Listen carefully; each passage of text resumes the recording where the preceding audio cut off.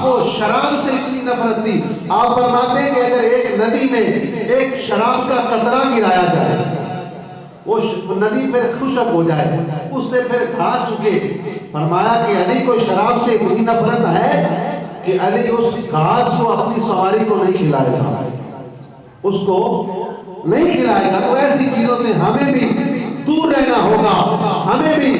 ان کے نقش قدم پر چلتے ہوئے رسول اللہ صلی اللہ علیہ وسلم کی شریعت کے مطابق زندگیاں گزارنی چاہیے۔ اور آج ہم عہد کر کے جائیں، جس طرح مولا علی شیر خدا کی زندگی میں نہیں قضا ہوئی، ہم بھی عہد کریں کہ مولا